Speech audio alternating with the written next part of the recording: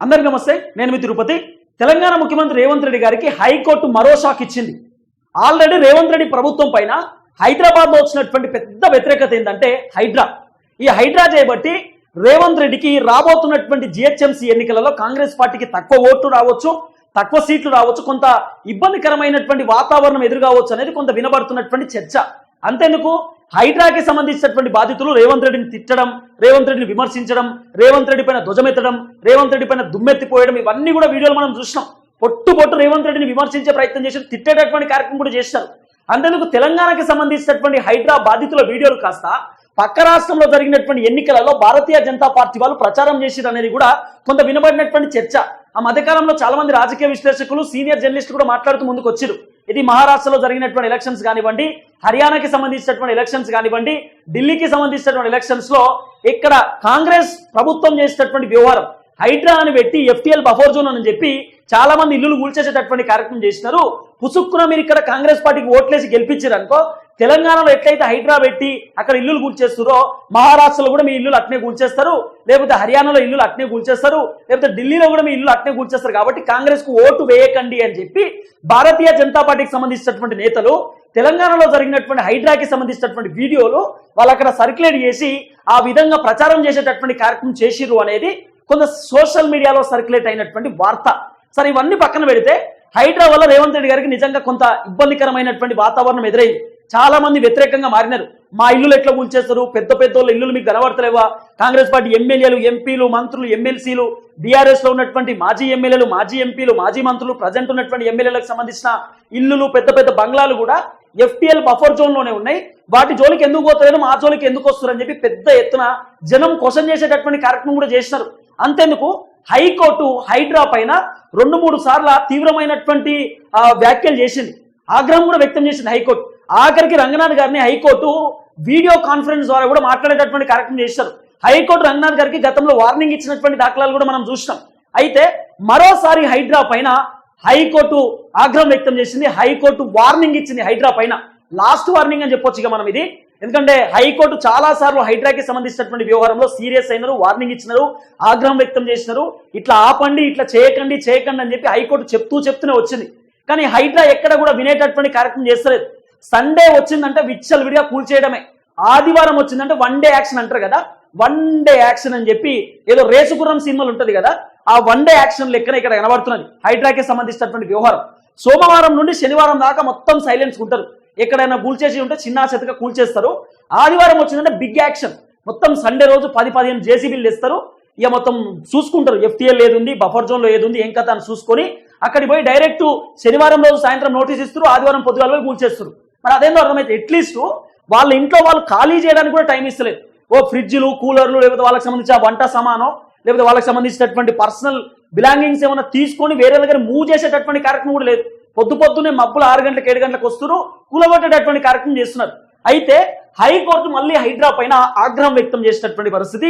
అదేంటనేది ఒకసారి మనం చూసేటటువంటి ప్రయత్నం చేద్దాం. తర్వాత మీకు హైడ్రాకి సంబంధించినటువంటి వ్యవహారం కొంత పూర్తి స్థాయిలో ఎక్స్ప్లెయిన్ చేసేటటువంటి ప్రయత్నం చేస్తాం. ఫస్ట్, తీరు మారకపోతే హైడ్రాను మూసివేస్తాం జాగ్రత్త, హైకోర్టు ఇచ్చినటువంటి వ్యాఖ్యలు. హైకోర్టు చేసినటువంటి వ్యాఖ్యలు కీలకమైనటువంటి వ్యాఖ్యలు చేసింది హైకోర్టు. తీరు మారకపోతే హైడ్రాను మూసివేస్తాం జాగ్రత్త, హైడ్రాపై హైకోర్టు తీవ్ర ఆగ్రహం అని చెప్పి ఒక వార్త కనబడతా ఉన్నది. మీరేమన్నా దోపిడీ దొంగల, సెలవు రోజులలో తెల్లవారుజామునే కూల్చివేతలు ఎందుకు అంటూ హైడ్రాను నిలదీసిన హైకోర్టు అట.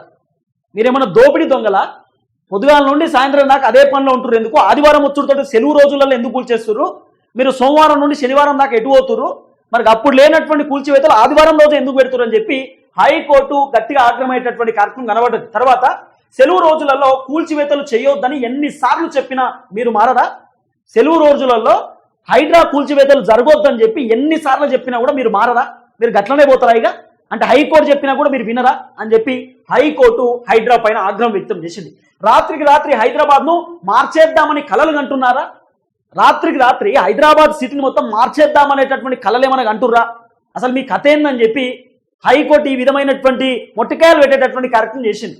తర్వాత పత్రాలు పరిశీలించి భూ యజమాన్య హక్కులను నిర్ణయించడానికి మీరెవరు, పత్రాలు పరిశీలించి భూ యజమాన్యాలకు సంబంధించినటువంటి హక్కులను మార్చడానికి లేకపోతే భూ యజమాన్యాలకు సంబంధించిన హక్కులను నిర్ణయించడానికి మీరెవరు, మీకేం హక్కు ఉన్నది, మీకేం అథారిటీ ఉన్నది, ఒక భూమికి సంబంధించినటువంటి పత్రాలు చూసి ఇది నీదా వేరేటోళ్ళదా, ఇది FTL లో ఉందా, ఇది బఫర్లో ఉందా అని చెప్పి మీరే డిసైడ్ కావడానికి ఎవరు మీరు?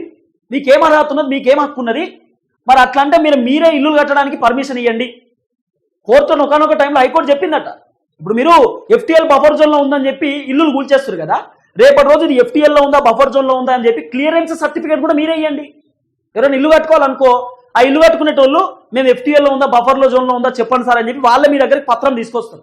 ఇది FTL బఫర్ జోన్ మీరే చెప్పి మీరే క్లియర్ చేయండి. మరి ఇల్లు కట్టుకోమని చెప్పుర్రి, లేదు FTL లో ఉందంటే లేదని చెప్పుర్రి అని చెప్పి కూడా చెప్పిందట. అది మాకు సంబంధం లేదంటారు హైడ్రా.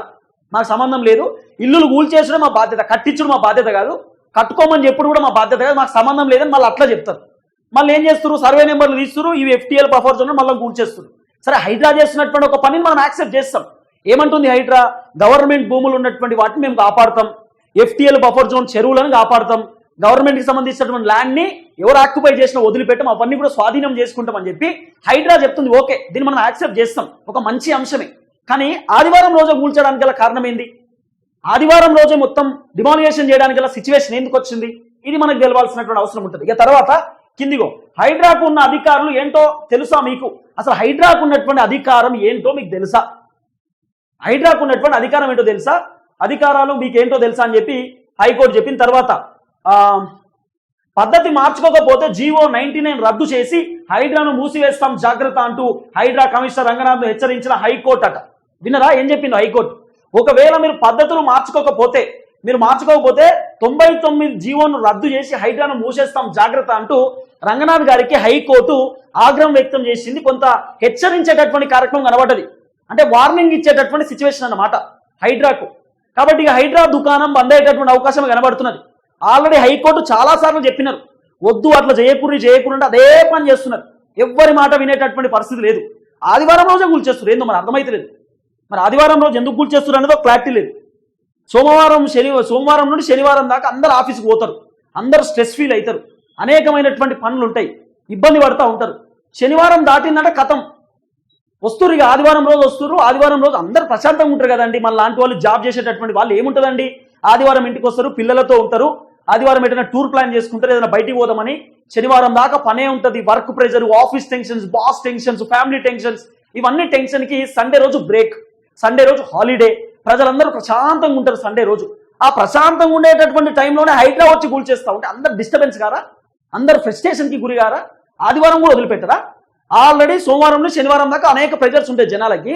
ఆదివారం రోజు సైలెన్స్గా ఉందాం, ప్రశాంతంగా ఉందాం అనే రోజు కూడా ఆదివారం పెడుతున్నారు. మళ్ళీ హైడ్రా సండే రోజు అందరికి సెలవు, హైడ్రాకి సెలవు లేదా? హైడ్రా అదే పనాయిగా మొత్తం కూల్చుడే పనాయిగా, వేరే పనే లేదా? మరి అట్లా కూల్చాలంటే వాసవి కన్స్ట్రక్షన్స్ ఉన్నాయి, వాటిని కూల్చుడే. అట్లా కూల్చాలంటే మైహోం రామేశ్వరరావుకి సంబంధించిన కన్స్ట్రక్షన్స్ ఉన్నాయి, అవి కూల్చుడే. చిన్నజీఎల్ స్వామికి సంబంధించిన కన్స్ట్రక్షన్ ఉన్నాయి, అటు కూల్చుడే. అట్లా కూల్చాలంటే రేవంత్ రెడ్డి వాళ్ళ అన్న తిరుపతి రెడ్డి ఇల్లు కూడా కూల్చాలి. మరి అట్లా అంటే పట్నం మహేందర్ రెడ్డికి సంబంధించిన farm house, Vivek Venkata Swamy farm house, Ponguleti Srinivas Reddy farm house, Rajagopal Reddy గారి ఫామ్ హౌస్, ఇట్లా మస్తు ఫామ్ హౌస్ ఉన్నాయట. మరి వాటి జోలికి పోండి, దాన్ని కూడా కూల్చేసేటటువంటి కార్యక్రమం చేయండి. ఎందుకు చేస్తలేరు అది? అలా అందరూ పెద్ద పెద్దోళ్ళు చిన్నోళ్ళు గల్లీల కాడికి పోవాలి, గల్లీలే కూల్చాలనే ఏమైనా ఆలోచన ఉందా? ఓన్లీ సండే రోజు యాక్షన్ తీసుకో, వన్ డే యాక్షన్ లేక సండే యాక్షన్ అయిపోయింది. సండే యాక్షన్ ఎందుకు మిగతా రోజులలో మీరు కూల్చేస్తలేరు? ఓన్లీ ఆదివారం రోజు కూల్చడానికి గల కారణం ఏంటి అనేది ఇప్పుడు హైకోర్టు క్వశ్చన్ చేసేటటువంటి కార్యక్రమం. రేవంత్ రెడ్డి గారికి గతంలోనే ఆల్రెడీ ఆయన ఢిల్లీకి పోయినప్పుడే చెప్పినారట, ఎవరు హైకమాండ్ చెప్పిందట, లేదుగా హైడ్రా వల్ల చాలా పెద్ద ఎత్తున వ్యతిరేకత వచ్చింది, హైడ్రాను కొంత బంద్ చేసేటటువంటి కార్యక్రమం చేయండి, ఇబ్బంది అయితే రాబోతున్నటువంటి ఎలక్షన్స్ లో అని చెప్తే కూడా రేవంత్ రెడ్డి గారు ఎక్కడా పట్టించుకునేటటువంటి పరిస్థితి లేదు, ఎక్కడ కూడా ఆయన తగ్గేటటువంటి కార్యక్రమం చేస్తలేదు. కాబట్టి ఏదో జరగబోతుంది, హైడ్రా దుకాణం బంద్ అయ్యేటటువంటి అవకాశం ఉంది అనేది ప్రధానంగా వినబడుతున్నటువంటి చర్చ. సో హైకోర్టు కూడా కొంత ఆగ్రహం వ్యక్తం చేసింది. కాబట్టి ఆ 111 జియోనే అనుకుంటా, సారీ 111 జియో కిందనే ఏదో సంథింగ్ చాలా ఉన్నాయి, 111 జియో చాలా ల్యాండ్స్ ఉన్నాయి. మరి అవన్నీ కూడా 111 జియో అంటే అసలు కన్స్ట్రక్షన్ పెట్టొద్దు, ఇటుగా కట్టొద్దు. మరి అన్ని కట్టుకున్నారు కదా, మరి వాటిని కూల్చేయవచ్చు కదా, అవి కూడా గవర్నమెంట్ సీజ్ చేసినటువంటి భూములే కదా, అట్లెట్లా కట్టుకుంటారు? మరి వాటిని ఎందుకు మీరు డిమాలియేషన్ చేస్తలేరు? అవన్నీ చేయాలి కదా. నేను అందుకే చెప్తున్నా, హైడ్రా ఆచితూచి అడుగులు వేయాల్సిన అవసరం, మీరు చేస్తున్న మంచి పనే, సూపర్ పని. ఆ విషయంలో రంగనాథ్ గారిని అప్రిషియేట్ చేయాల్సిందే. ఎందుకంటే గవర్నమెంట్ భూములు కాపాడడంలో, గవర్నమెంట్కి సంబంధించిన ఏదైతే చెరువుల విస్తరణకు సంబంధించిన భాగాన్ని కాపాడడంలో హైడ్రా అనేది అద్భుతంగా పనిచేస్తుంది. కానీ ఈ ఆదివారం రోజు ఏంది పంచాయతీ? ఆదివారం అందరూ ప్రశాంతంగా ఉంటారు, సెలవు రోజు, హైడ్రా వాళ్ళకు కూడా సెలవు ఇవ్వాలి, మీరు సెలవు తీసుకోవాలి రంగనాథ్ గారు, అందరికీ హాలిడే, ఆ రోజు ప్రశాంతంగా ఉంటారు. ప్రశాంతంగా ఉన్నటువంటి రోజు కూడా మీరు ఇట్లా ఆగమాగం చేస్తూ ఉంటే ఎట్లా? మీరు ఏం చేస్తారు? ఒక కాలనీలో వచ్చి ఒక ఇల్లు కూల్చేస్తారు. ఆ కాలనీ మొత్తం డిస్టర్బ్ అవుతుంది కదా ఆ రోజు మొత్తం. ఆ జేసీబీస్ అప్పుడు, ట్రాక్టర్స్ అప్పుడు, అక్కడ ఉన్నటువంటి బాధితులు మొత్తుకోవడం, బాధితులు ఏడవడం, కన్నీళ్లు. బాధితులకు బాధనే, పక్కన ఉన్నటువంటి వాళ్ళకు కూడా బాధనే కదా. అదేందో సోమవారం నుండి శనివారం దాకా అందరు జాబ్లోకి వెళ్ళిపోతారు, ఎవరు పనిలో వాళ్ళు బిజీగా ఉంటారు. ఆ రోజు వచ్చి కూల్చండి. నిజంగా వాళ్ళు ఏదైనా ఎఫ్టీఎల్ బఫర్ జోన్లో ఉంటే ఆ పని చేయండి. ఇంకా హైడ్రా ఇంకెంత గమ్మత్ అంటే, నేనున్నా, నాకు నా ఇంటి పక్కన పడతలేదంటే నేను పోయి నా ఇంటి పక్కన మీద కంప్లైంట్ ఇస్తే ఆ కంప్లైంట్ రిసీవ్ చేసుకుని అక్కడ కూడా కూల్చేస్తున్నట్టు. అట్లా కూడా ఇదో గమ్మతి కథ. మళ్ళా ఈ ప్రైవేటు విషయాలలో కూడా జోక్యం చేసుకుంటుంది హైడ్రా. కాబట్టి ఇవన్నిటి కూడా బంద్ చేయండి. నీతిగా నిజాయితీగా పనిచేయాల్సిన బాధ్యత ఉంటుంది హైడ్రాకి. ఇవి కొన్ని జరుగుతున్నాయి కాబట్టి చెప్తున్నా. చూద్దాం ఏం జరగబోతుందో. మరి హైడ్రా ఉంటుందా, దుకాణం బంద్ అయితే హైడ్రా అనేది కూడా వేచి చూడాల్సినటువంటి అవసరం ఉంటుంది. చూద్దాం.